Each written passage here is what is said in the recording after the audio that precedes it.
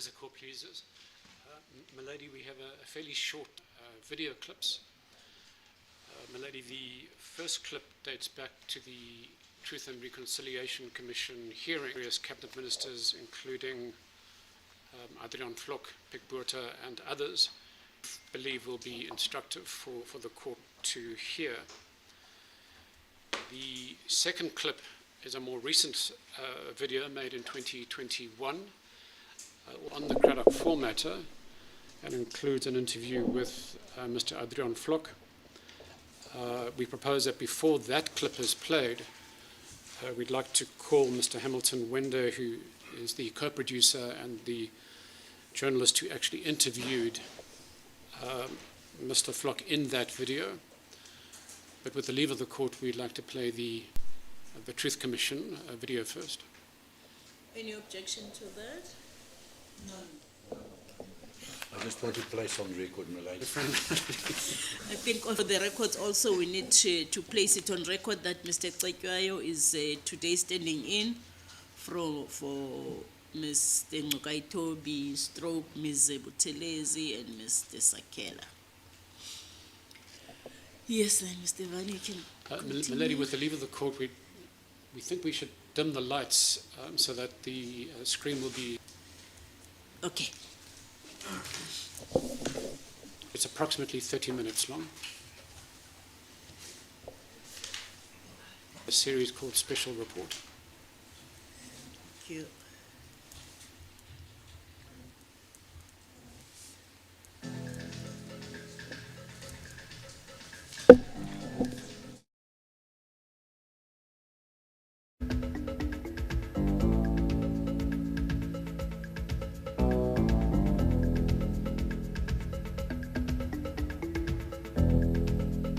Past week.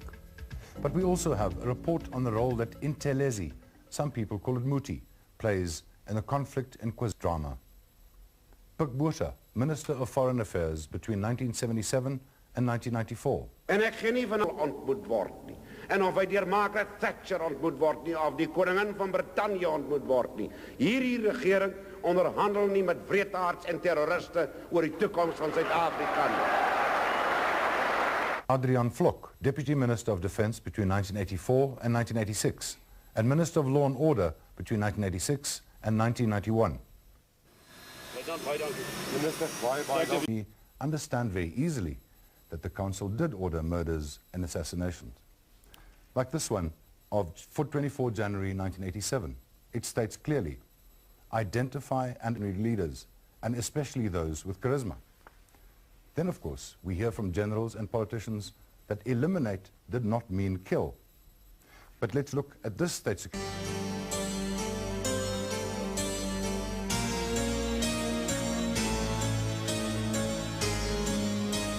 Bekamp, fight against curb control, stuit, arrest, stim, uit die samelewing verwyder, remove from society.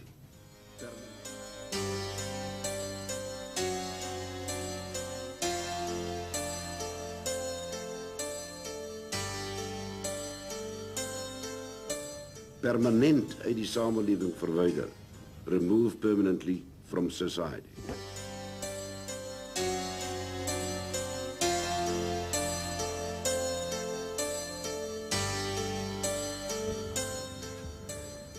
Now, how did it happen? Why did it happen? Certainly the questions uppermost in the minds of Archbishop Tutu and his team this week. They had gathered former State Security Council members Pik Botha, Adrian Vlok, Rolf Meyer and Leon Wessels to get straight answers. Was the State Security Council a shadow cabinet? What were its precise powers? Did it formulate and order unlawful actions against the men and women who opposed apartheid? All the decisions were taken to cabinet. You are not dealing with State Security Council decisions. You're dealing with cabinet decisions. Cabinet. It can be proved. Not only factually, but that is the constitutional position. So the cabinet was governing. The State Security Council was a security committee. With my knowledge and my insight into the mechanisms of the SSC, I say that no decisions were taken by it to act illegally. I never had knowledge of any organized attempt within the context of government to identify specific targets or to do planning for the destruction of such targets on the basis of conspiracy. Every decision was taken within the ambit of the law as it was known then. I have no evidence to indicate to me that on any occasion the cabinet, who was the body that approved the State Security Council decisions, ever approved any unlawful act. It would in any case not have been recorded. As a result of the ever-increasing revolutionary climate in the Republic during the 80s, and especially after the so-called 1979 Simon-Staatsberaad, at which the security forces were told to take the gloves off in the fight against the revolutionary enemy, the security forces came under increasing pressure to perform. The South African police and its security branch in particular were under special pressure. In this context, results became far more important than legality. The 11th commandment was well known, especially to those in the covert or the special force elements of the security forces. This was, "Thou shalt not be found out." Where does the buck stop? Where does political accountability lie for the killings that have taken place both inside our country and outside of our country? The news and these revelations are only coming to the fore now, and I simply couldn't believe my eyes and my ears as to what these people were saying. That people were saying that they had gained the impression that they were authorized to do certain things, and they're saying that they gained the impression from documents which are no longer in our possession. So it wasn't policy, so the policeman on the ground couldn't have said it was in line with your policy. It was not policy to kill opponents, the political bosses said. They said the language used in State Security Council documents must have been misinterpreted by their troops, either because they were over-eager, yet acting in good faith, or mavericks with their own agendas. But the bottom line was that their words and their policies were misinterpreted. Elimineer betekent wat hy sê. It means what it says, to kill, that's clear. Might be wrong, but I believed in all the time I was involved that the language used was perhaps deliberately vague or all-encompassing. I'll use the term all-encompassing rather than vague. So that it could perhaps mean this and it could, in fact, perhaps mean that. But what it definitely meant was that those problems must be eliminated or neutralized. I don't want to be involved in a semantic level regarding the meaning of certain words in this document. I want to emphasize like words like eliminate and take out for the members on the ground who were in a war situation referred only to killing people. If the words neutralize, eliminate were used in reference to hot pursuit, cross-border action, or terrorist bases in neighboring countries, then obviously neutralize, eliminate would include the killing of the terrorists. If the phrase neutralize, eliminate was used in respect of actions inside the country, then neutralization, elimination can indeed mean detention without trial.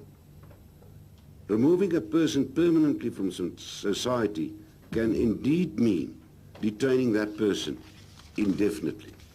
It is a fact that our country, especially during the conflict of the past, was plunged into a war psychosis where these words and expressions which were derived from the military became part of the vernacular, just as other expressions with the same import became part of the revolutionary language. These words and phrases reflected the general reaction amongst the majority of white South Africans whenever a murder or bomb explosion by terrorists was announced. It was reasonable, therefore, that members of the security forces would have interpreted a phrase like wipe out the terrorists to include killing them. If it was reasonable for security force members to interpret phrases like that at the time to mean that they should kill,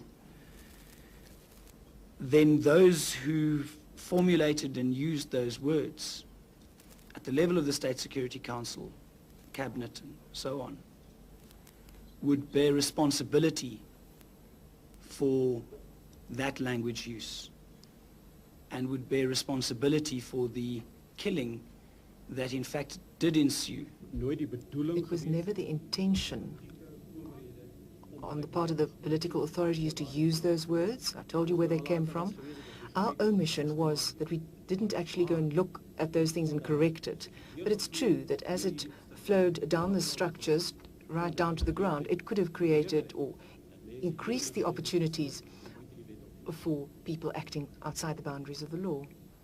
If you, as Minister Flock, receive a memorandum which comes from the Eastern Cape Joint Management System, which says the leaders of the UDF must be eliminated, he says, surely it was your prerogative to say, if this means arrest, let it be couched in those terms, because you don't want a situation arising afterwards that people will eliminate people in the sense of killing them, when in fact what was meant was that they should be arrested or to be detained.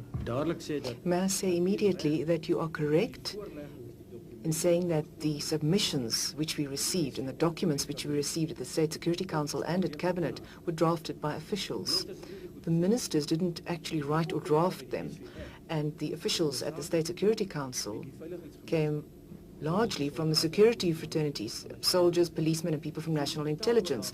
So the language used there was not, in the first instance, the language used by the ministers. And secondly, you're totally correct. That is what I tried to convey in my submission. I should have queried this. I sat there and I read it. I should have queried it and said, look, you can't use the word eliminate. When the person then pitched up dead, instead of being detained, what did you do? Now, I can't take it any further than saying that's what we intended. We never gave a direct instruction. The politicians can say, we didn't give that order, because they didn't give that order. It's nowhere stated that we said so-and-so should be killed. We said so-and-so should be eliminated, but we meant that that person should be detained.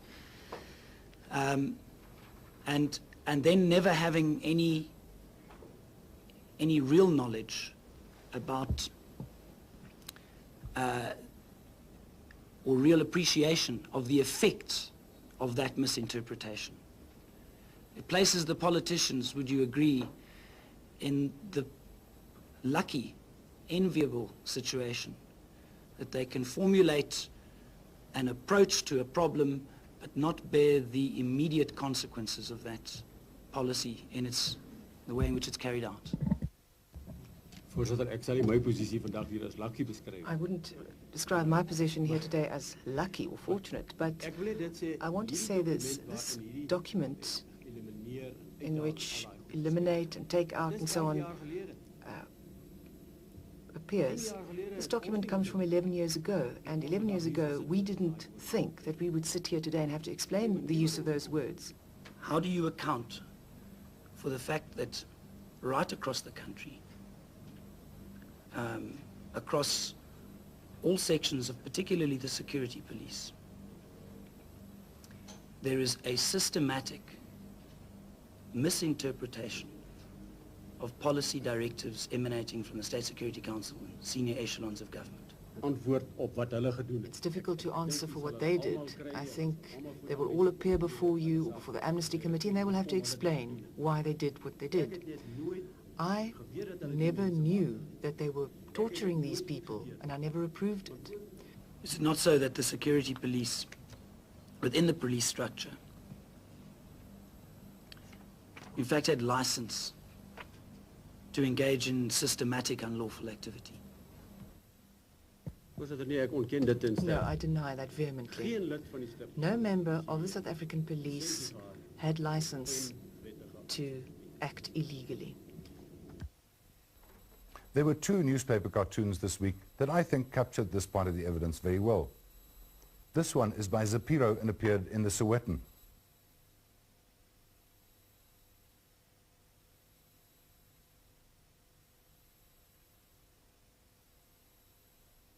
And this one is by Peter Masha and appeared in Beeld. We translated the words from Afrikaans. So they say they didn't know much. Former Vlakplaas commanders Dirk Coetzee and Eugene de Kock are already on record saying they had no doubt that Vlok knew exactly what Vlakplaas did. The next question is, even if they claim they did not know, are they prepared to go further than former State President de Klerk in taking responsibility for these abuses? En was u houding dat hy ook een van die generale is wat besig is om hulle verantwoordelikhede te vlug? Dit moes u op daai stadium baie verstaanbaar uiters bitter gemaak het, meneer de Kock, en u is nog steeds bitter vandag. Nee, bitter gemaak, jy het my nar gemaak. Because he said the reaction of generals he was talking about now, not politicians, just makes me sick. Makes me full nar, you know. Not angry, I just feel sick at the whole thing. They've dumped us. They've dumped us. Now the same people, in many instances, were getting medals, were getting praised, getting rewarded for the good work that they have done. We question the politicians again, and the generals, and what they're really saying and what you seem to be saying, but correct me if I'm wrong, that they led us up the garden path. We didn't know that they were doing these things. They misunderstood us. Yeah, we may have used the language, but really that's not what we meant. So, in other words, they defied you as minister. They defied the generals, if the generals are to be believed. I don't know how the man on the ground saw the position. I don't know how he could have said that the pressure was greater, now I can act illegally. Perhaps because of the greater pressure we exerted on them, they experienced greater pressure to act illegally, and perhaps then that resorts under that part of my submission where I say that I'm sorry, or we are sorry, that we pressurized them to such an extent that it led to people being killed. And the question then is, does the political authority, or is the political authority not primarily responsible then? I agree with you. Perhaps I should refer to my amnesty application. I can only agree with you that it's not only against the policeman, but also against the people who gave him his instructions and who authorized his actions, namely the state. Yes, I'm chairing her. Yasmin Suka. Then if we take what you say further, all the politicians should have applied for amnesty in these cases where killings were a result, or gross human rights violations were a result of these kind of actions. I listened to what my former colleague Pik Botha said here this morning. Somebody asked him about the letter which he wrote to Mr. de Klerk. I agree with Pik Botha that that was the correct way to do it. But to apply for amnesty is a personal matter. And I thought hard and long about my amnesty application. I struggled with it. I really questioned whether I should do it. A lot of people in the community from which I come would say it's a disgrace. Then do I understand that it is because there was no effective mechanism to prevent abuse that you, in effect, now accept overall political and moral responsibility for the abuses that did occur? That is correct. And I accept responsibility because I was the political head of the department, and I'm not going to run away from my responsibilities, not towards the people out there who actually put me in that position, who had trust and confidence in me. And I will accept the responsibility also vis-à-vis the good people, the 99% of good people. One small question. When you accept, I think, moral responsibility, what does that mean? As I understand it, I can't run away from those occasions where somebody, as a result of my action, and as a result of misunderstanding my words, committed an offence, I am morally obliged to stand by him and to say, I accept moral and political responsibility. What would that mean? I mean, I'm just sorry. You know, I mean, being slow thinkers. Normally politicians. In a court of law, what status would that statement have? I mean, here is a person who has committed a murder because they have misunderstood your instructions. And you say, I, not he, I take moral responsibility. What does that mean? I mean, in a... Actually, I can't answer that. I don't know what it would mean in a court of law. I must be very honest. But here, where we are busy with reconciliation in the Commission, and reconciliation is based on morality and on moral values, I have to say to you that for me means that I can't distance myself from these people, that I must accept joint responsibility. Now, where do you take it from now? Now, I ask myself, I can't ask my colleagues, everyone must speak for himself. I said to myself, not for the sake of this meeting, but here, this man, should I not have done more? You fall short here of taking criminal responsibility, and I think one could actually question that. The whole concept of vicarious liability, the putting into place things like Vlakplaas, the CCB, where you must have a sense that things can go horribly wrong. Now, I think that's what we'd like to get an answer on. I guess nobody has the answer. Maybe, and let me try to put forward some of one's own views in that regard. Maybe it is just a question that things have developed over a period of time in such a way that in the end we were all part of a frame of mind. Politicians, officials, people in minor positions even,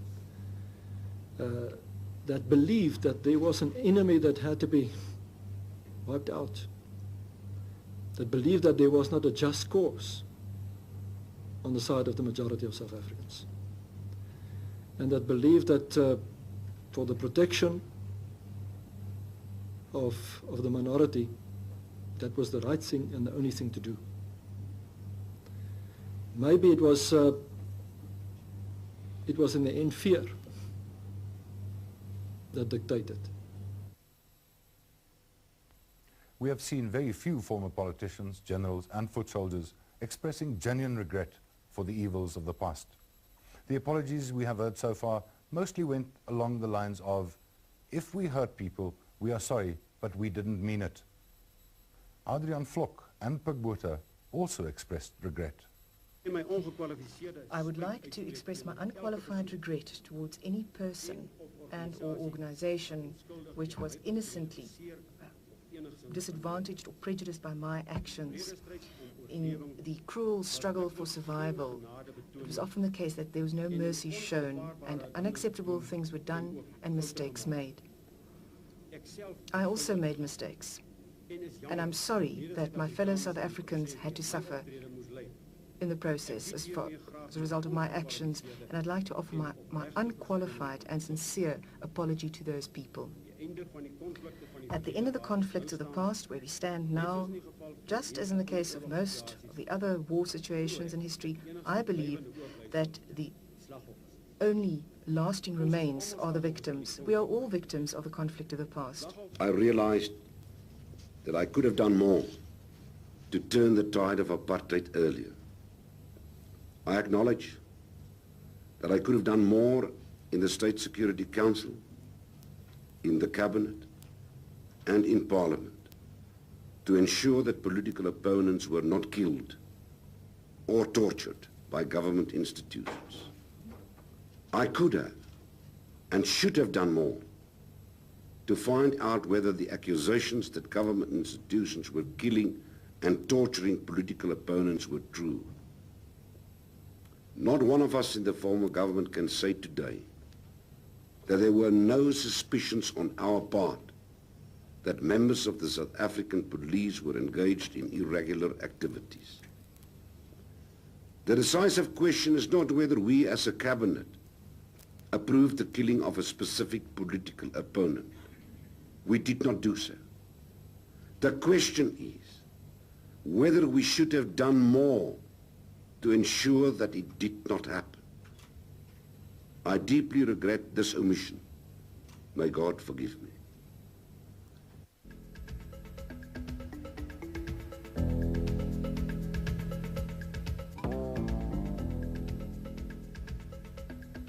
And then there was Leon Wessels.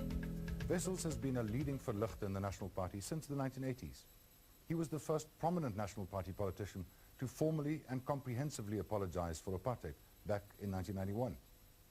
After the negotiated settlement, he played a leading role with Cyril Ramaphosa as deputy chair of the body that gave us our new constitution.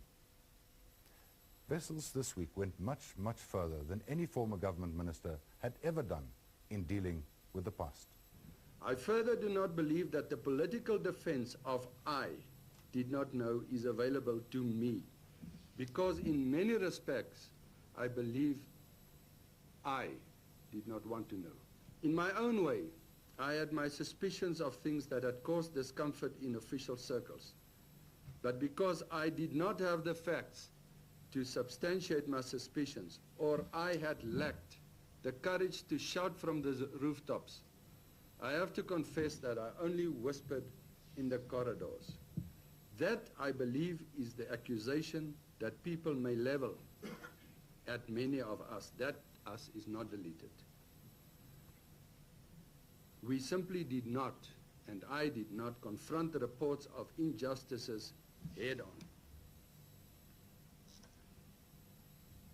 It may be blunt, but I have to say it. Since the days of the Biko tragedy, right up to the days of hostile activities, hostile atrocities in the late 90s, as we went up to the record of understanding, the National Party did not have an inquisitive mindset. Everybody in this country knew people were tortured.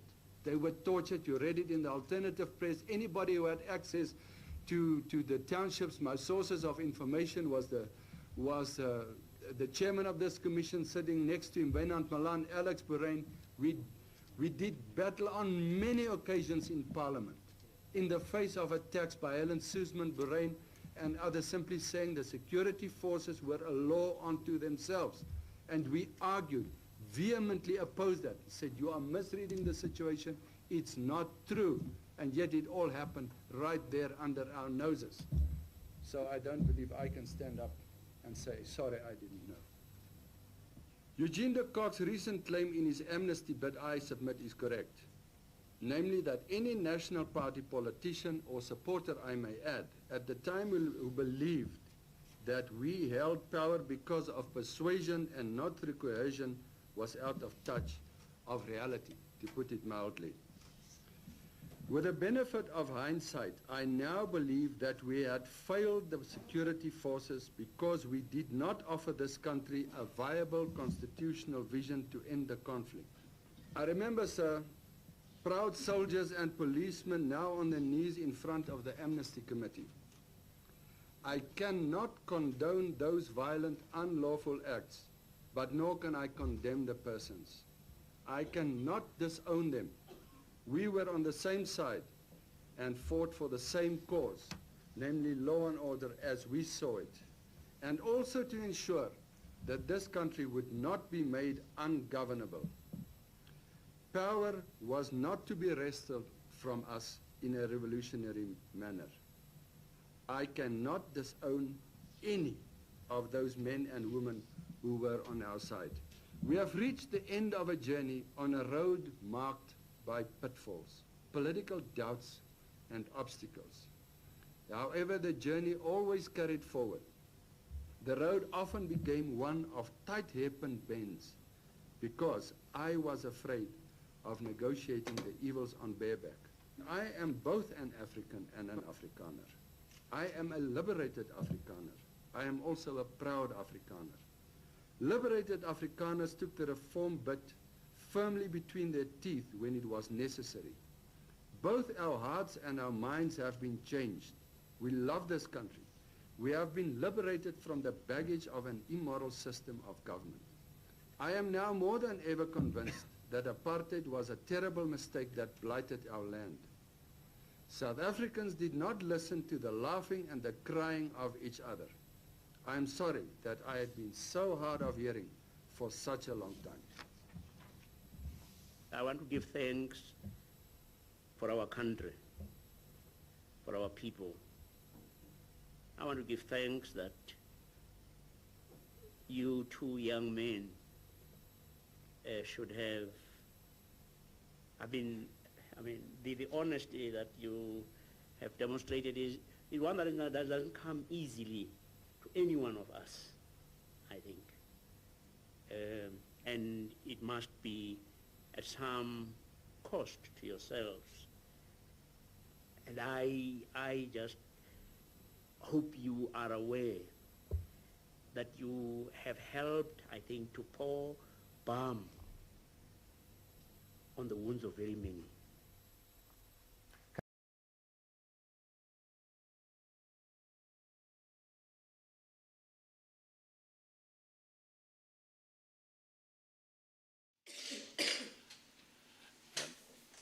Would Milady like a short adjournment before the next video? Let's carry on. Oh, we can carry on. Milady, before we play the next clip, with the leave of the court, we'd like to call up the co-producer of that video, Mr. Hamilton Wende.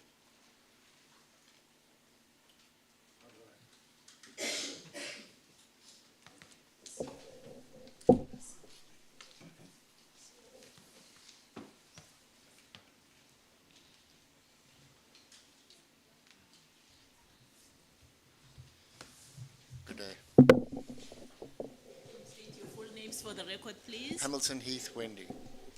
I didn't get the last name. Wendy. Thank you very much. With an E, not a Y. All right. Please swear that the evidence you're about to give will be nothing else but the truth, and raise your right hand and say, "So help me God." So help me God. Thank you, Mr. Wendy. As the court pleases. Mr. Wende, can you just briefly tell the court about your professional career? Okay, sure. So I've been a journalist since 1983 when I started writing at Fit Student magazine. I've covered all those days of the end of apartheid right through until our first democratic elections. I've covered 17 different wars and conflicts on this continent and the Middle East and in other parts of the world.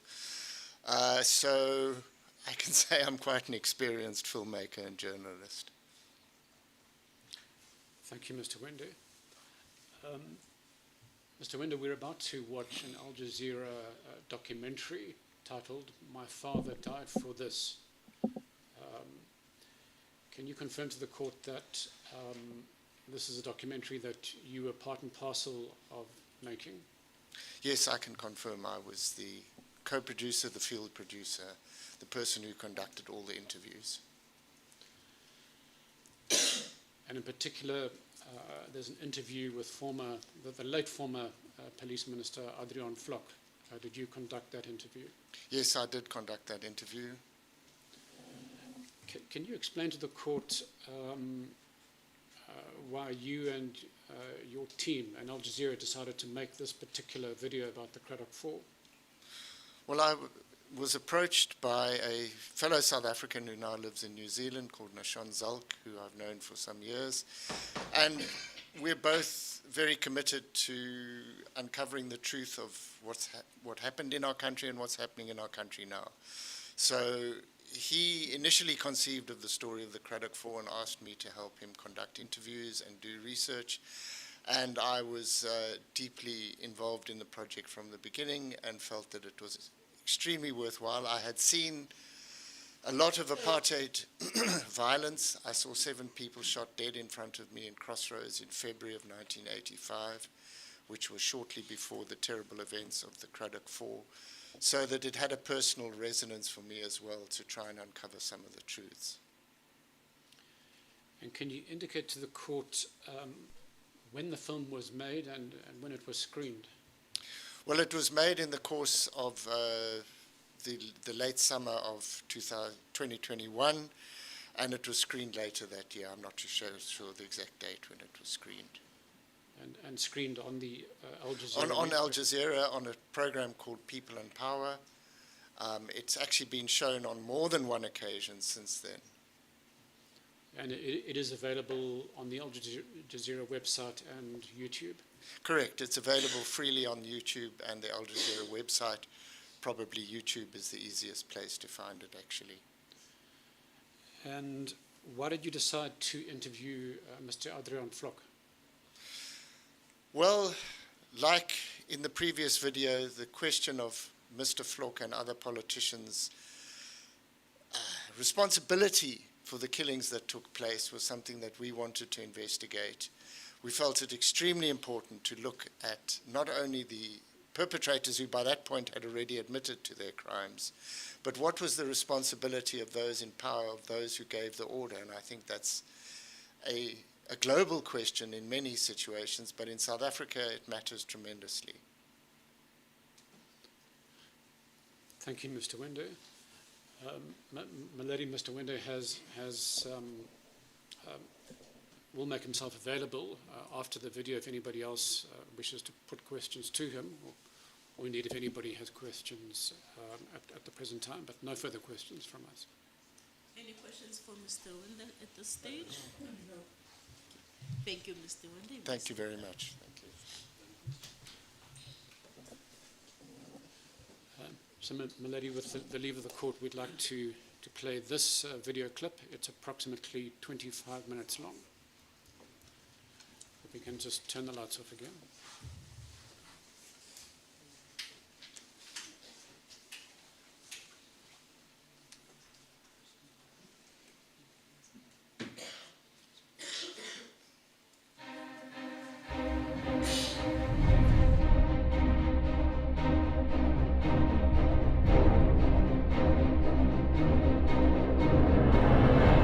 As South Africa's apartheid regime fought to cling on to power in the latter half of the 20th century, it routinely imprisoned, tortured and murdered its opponents. Controversially, many of those crimes went unpunished in the years of reconciliation that followed, but the families of victims have never given up hopes of justice. This is the remarkable story of one man's battle to hold his father's killers to account.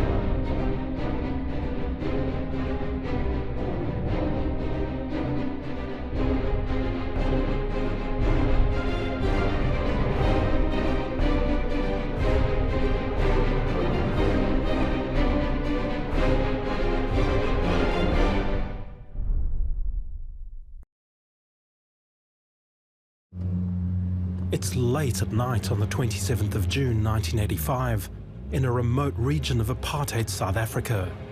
4 young activists are returning home to Cradock, their tiny town in the Eastern Cape. They're followed by security police, forced off the road and abducted. They'll never be seen alive again. 36 years later, the families of these men still wait for their murderers and those who ordered their deaths to be brought to justice.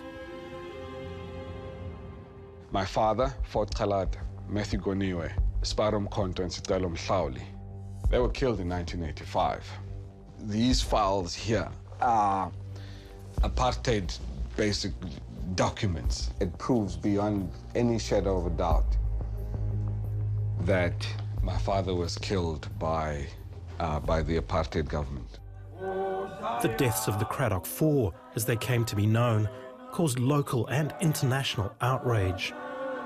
60,000 people attended their funeral.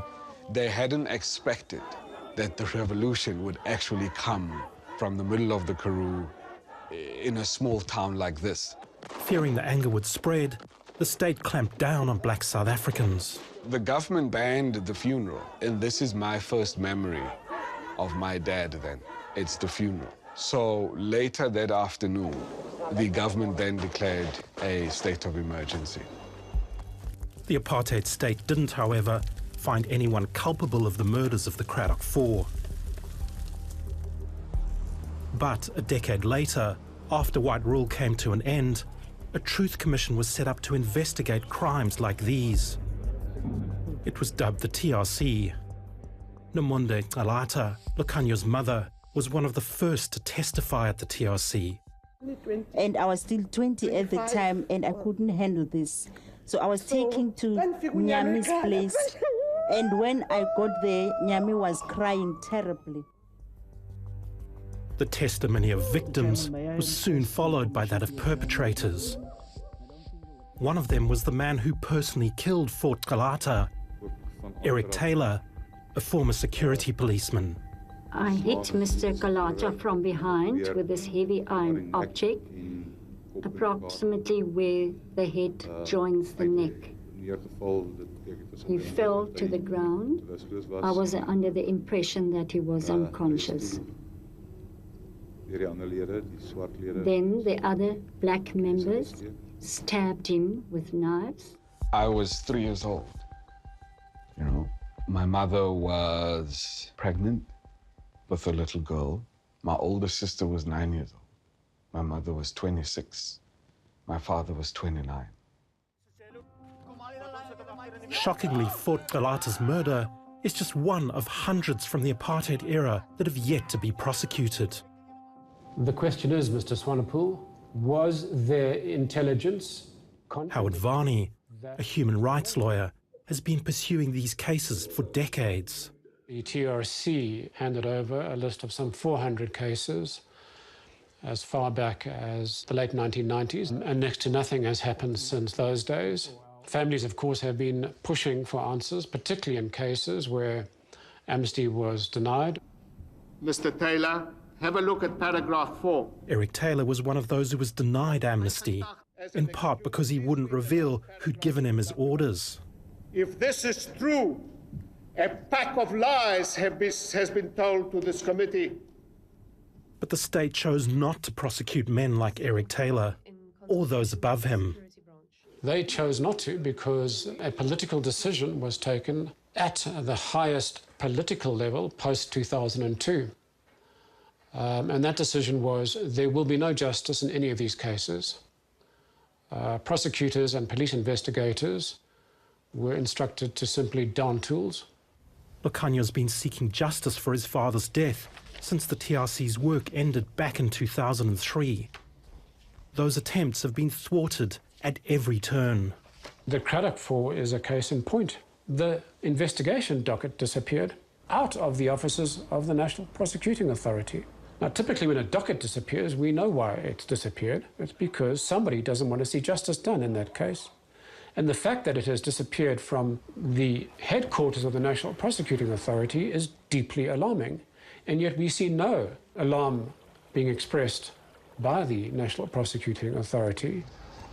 We had come to the Cape Town Central Police Station to come and open a charge of theft against the National Prosecuting Authority. When Mr. Kalata tried to open up a case, he was ignored for more than a year. He begged the investigating officers to look into why that docket was removed and has never been found. Once we came here, we were then told that we can't really open the case. We had to write to the Commissioner of Police and say that if you won't open up a docket, we'll see you in court. Finally, after intervention from our lawyers and from the office of the Commissioner and the Minister, we were at least able to open a case. If one looks at the little progress that has been made over the last few years, it's only been made because the families have made an effort, not because the police have decided to take up the cases. We're not having any luck with the National Prosecuting Authority. Despite many requests, neither the prosecuting authority or the Department of Justice granted us interviews. What evidence, concrete evidence, do you have that there was high-level political interference? Well, the concrete evidence comes from Pikoli himself. Vusi Pikoli was the head of South Africa's National Prosecuting Authority, also known as the MPA, from 2005 to 2007. The direct interference that I experienced was when the minister, Ms. Bridget Mabandla, she thought that we were not proceeding with prosecutions. Bridget Mabandla was the Minister of Justice at the time. She declined to be interviewed, but in a statement said that Pikoli's claim in relation to my service is untrue.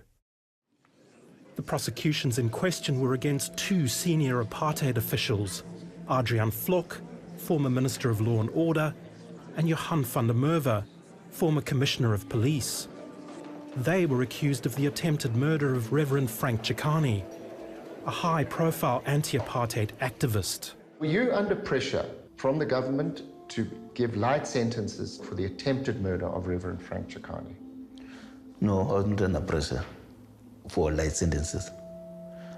I was under pressure not to even go ahead with the case itself.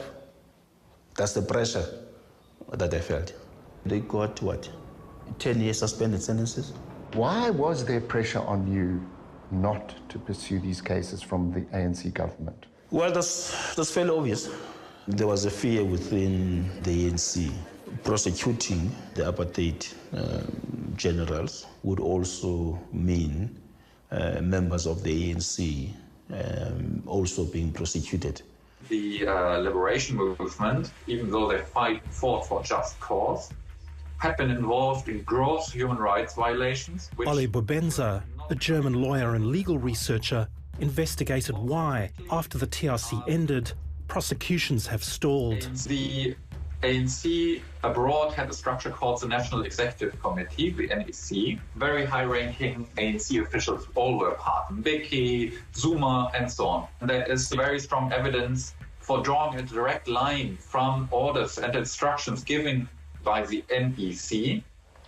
There was a landmine campaign, for instance, in the 80s. The liberation movement planted landmines on rural streets.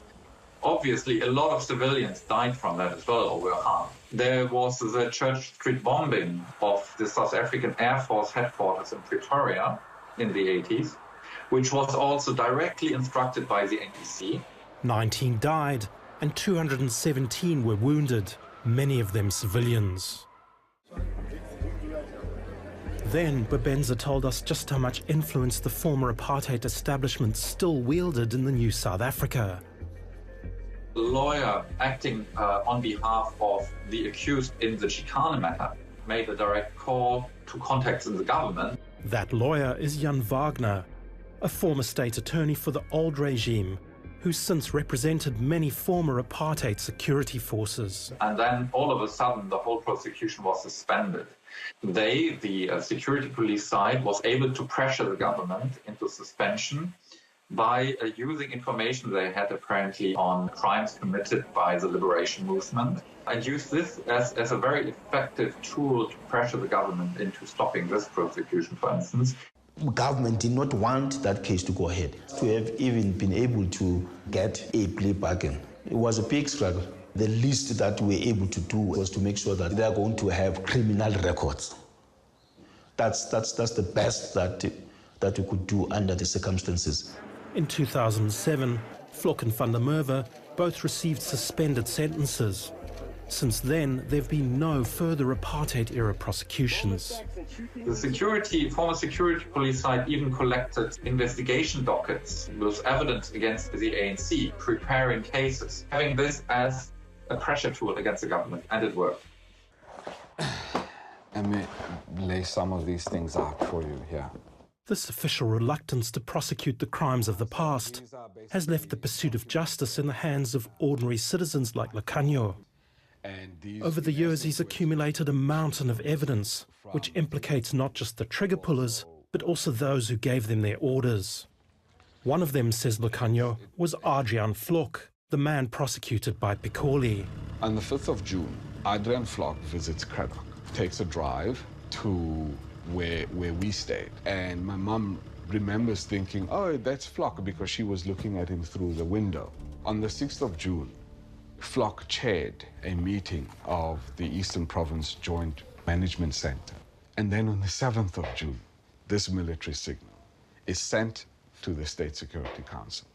This signal recommends the permanent removal from society of Matthew Goniwe, Mbulelo Goniwe, and Fort Cradock. Permanently removed from society. For decades, apartheid officials have steadfastly denied that the use of this phrase was in order to kill. This despite a 1989 judicial inquiry concluding that it amounted to a death warrant, sanctioned at the highest level. We interviewed Adrian Flock, who's now in his 80s. We asked him if he was involved in planning the killings of the Cradock Four. I really had no authority to do these sort of things. I went to these areas. I asked the security forces to give me a briefing, what is going on, what is the situation. But I could not give them instructions to kill people. My authority stretched as far as I said, lock them up. But later in the interview, Flock made a startling admission. There was definitely an order that found its way into the State Security Council saying they must be permanently removed from society. What did that mean? To remove a person from the society, no, you know, we in the State Security Council, we were very careful not to tell, not to say, and to make a note and to have in the minutes to kill anybody. So we would say remove a person from the society, remove him. And, you know, nobody said kill him. But I thought probably it was meant if you can't solve the problem by removing the guy, then you could kill him. You thought that then? Not consciously. But afterwards, thinking back, I must admit that I realized this was a possibility. None of these things would have escaped someone like former President F.W. de Klerk. There was actual proof of his attendance to some of those State Security Council meetings. F.W. de Klerk was South Africa's last white president. His foundation didn't respond to our interview requests, but he's previously strenuously denied allegations that he sanctioned or knew about any political murders. I have never been part of any decision taken by Cabinet, the State Security Council, or any committee authorizing or instructing the commission of such gross violations of human rights. But without actual prosecutions, the full truth behind such killings may never come to light. What has come to light, though, is that the ANC government and its apartheid-era counterparts held secret negotiations intended to ensure that such prosecutions would never happen. The talk started after the main part of the PRC was over in 1998 until about 2003. On the side of the police, I spoke with the former National Commissioner, Johan van den Merwe. Even F.W. de Klerk acted on behalf of the former police, the same as Adrian Flock. On the side of the government, there were high-ranking government officials. Among others, Thabo Mbeki, first as vice president, then as president, SADF generals. They engaged in talks starting with Zuma, Jacob Zuma. There was a great interest of the government to avoid trials. This required that they had to act quite secretly. They put together a team of people called the Amnesty Task Team, top secret body. All their documents were classified secret. And this Amnesty Task Team was given the following direction: come up with recommendations to somehow guarantee impunity for people on all sides. The secret amnesty arrangement might well have succeeded if Varney and other human rights lawyers hadn't intervened. We opposed most of those applications on the basis that it was held secretly. Until we kicked up a fuss, we didn't even know who was applying. Victims themselves couldn't make any representations. But in the face of mounting legal pressure, applied over decades, the MPA might now finally be forced to act. We have had to apply pressure, constant pressure. Today, I'm happy to report that the Office of the Deputy Public Prosecutor is now guiding the investigation into the murders of the Cradock Four. Today, Lacanyo's joining a call with the Directorate for Priority Crime Investigations, or DPCI. I need to take notes.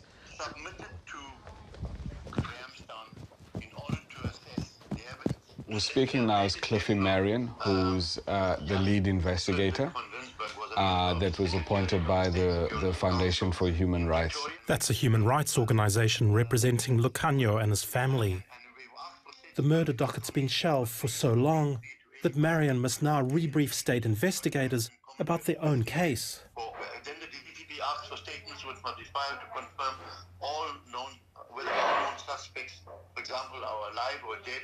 Johan Martin van Zyl is dead and Harold Sneeman is dead. One of the assassins, I'm given to understand he's still alive. Eric Alexander Taylor, who is still alive. But when we tried to track down Eric Taylor via his son, we unearthed some bad news. Dear Eldon, I'm a reporter with Al Jazeera, and we would love to talk to Eric and wondered if you could put us in touch. Eric, my father or brother? Your father, sir.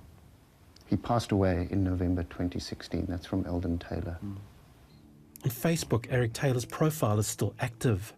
About a year before his death, it shows him cradling what looks like his grandchild. It looks like he's smiling. And someone says, you look like a father that knows about changing nappies, making a bottle, and breaking your child's wind.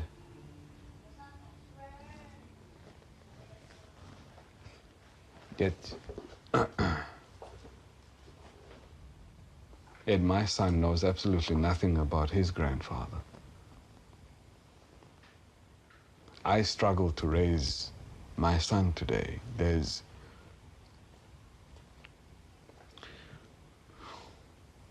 There are many days when I have no clue as to whether what I'm doing in raising my son, whether I'm doing the right thing as a father.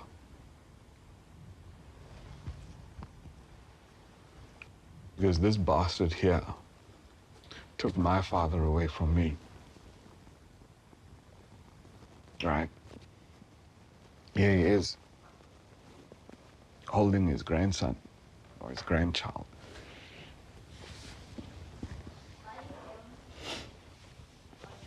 Eric Taylor and everyone that had anything to do with my father's death, they must all be investigated, they must all be prosecuted, and they must all be convicted for taking my father away from me.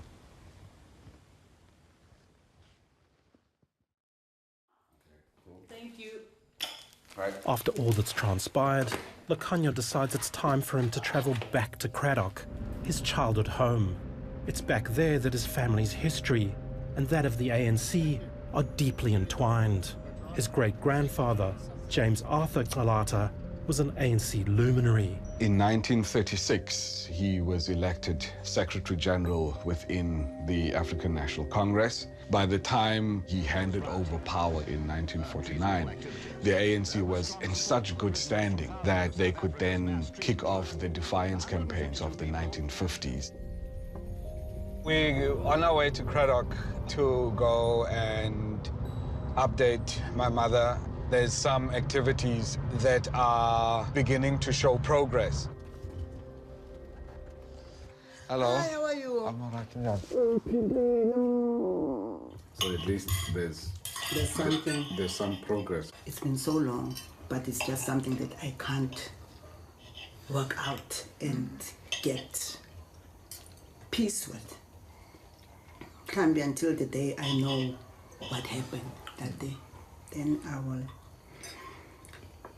I will maybe be myself again and start living a normal life like anyone. We're gonna have another meeting and then we'll get an update from the Hawks again to see how far they've gone with the investigation then, and then we'll see.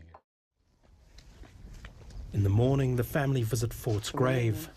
The news of Taylor's death has affected them deeply. If we could have Eric Taylor standing there telling the whole truth about what happened that evening, that alone would have made me another person, would have changed my life, would have taken me out of the grief and the mourning that doesn't stop within me. When the ANC came into power, we were really having a big hope that things is going to change. But unfortunately, it's so painful. I don't even think they know who the Cradock 4 is. We asked the ANC to address this issue of delayed prosecutions. Why has it taken so long? It's you know, there's no reason, there's no explanation for that. You know, it could have been lack of focus, it could have been bad planning, not being prioritized properly. Krish Naidu, the ANC lawyer we interviewed, denied any knowledge of a secret amnesty arrangement. I am not aware of any agreement regarding non-prosecution of perpetrators of apartheid-era crimes. Some matters would have slipped through the cracks, and this would have been one of them, I presume. He also told us that the ANC has now, after 18 years, recently started supporting prosecutions. ANC is now fully on board. We've worked since last year. We're doing about investigating 5 matters at the moment in 3 different provinces. We're hoping to move that along to about 15 this year. On his final day in Cradock, Lakanyo visits, for the first time, a memorial set up in honor of the Cradock 4. This is really so heartbreaking. Letters are missing. Okay. So it's E.U.W. Goniwe, Kalata, Rome Konto, and Elo Mhlauli. Where are the rest of their letters? Where are the rest of their names? What is this, and why is it laying here? I mean...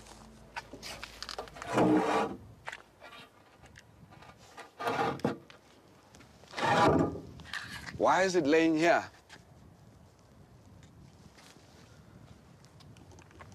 You know, we told the ANC, we told them that we could not trust them.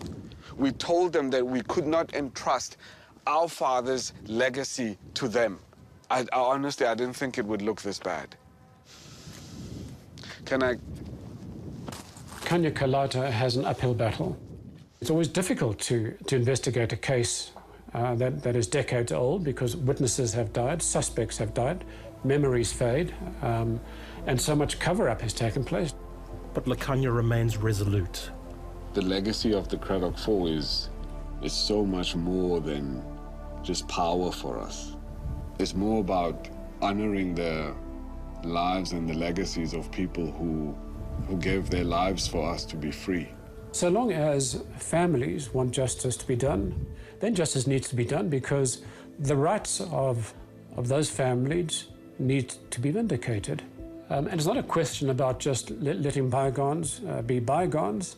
If we are happy to let several hundred murders be swept under the carpet, then what's to say that we wouldn't be happy to do that again in the future?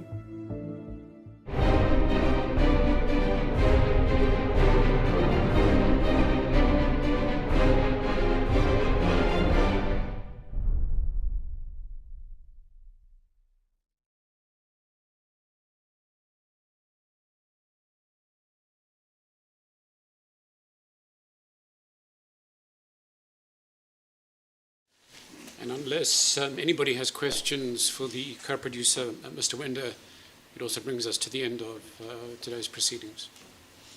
Would there be any questions meant for Mr. Wender? No. None from my side. Thank you. Okay, that being the case, then he is excused. And so will the proceedings adjourn at this stage to resume on Monday at 10 o'clock.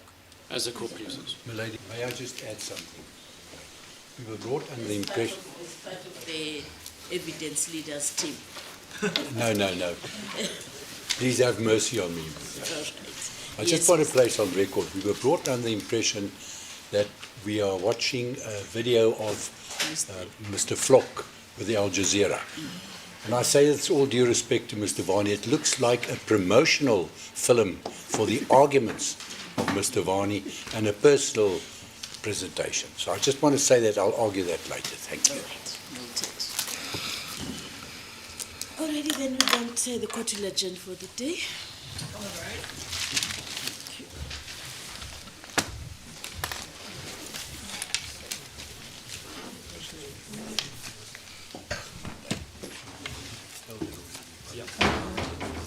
This is how. You can.